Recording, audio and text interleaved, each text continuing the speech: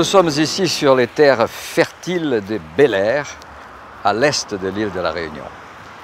1851, Madame Albert de Villèle, elle était enceinte, mais elle s'est trouvée fort malade. Elle a décidé un dimanche après-midi d'aller à l'église. Nous avions ici une très belle église catholique qui malheureusement a été importée par le cyclone de 1878. Mais là, nous sommes en 1851, elle est là, agenouillée dans l'église, le curé arrive, la salue, lui demande comment va, et elle dit qu'elle est malade. Et là, de façon surprenante, le père lui dit, Madame Albert de Villèle, vous aurez dû offrir l'enfant que vous attendez à l'église. Immédiatement, elle s'agenouille de nouveau, et elle fait une prière pour consacrer cet enfant qu'elle avait à l'église. Et là, elle se lève complètement guérie. Elle est rentrée jusqu'à la naissance de l'enfant, elle n'a plus eu de problème. Évidemment, le choix de l'église dépendrait de lui.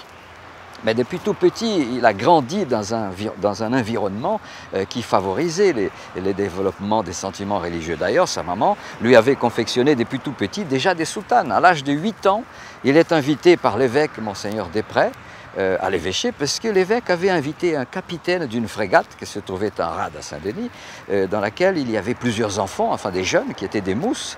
Et là, dans la cour de l'évêché, Monseigneur trouve le moyen de présenter ces garçons.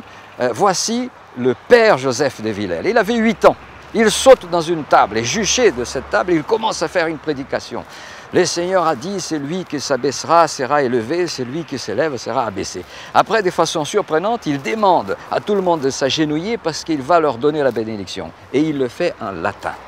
Vous vous en doutez, plus tard il est devenu prêtre. Il a eu un professeur qui lui a beaucoup marqué, le père Paul. Il a été envoyé dans les missions à Madagascar. Il a créé l'orphelinat des Paulins.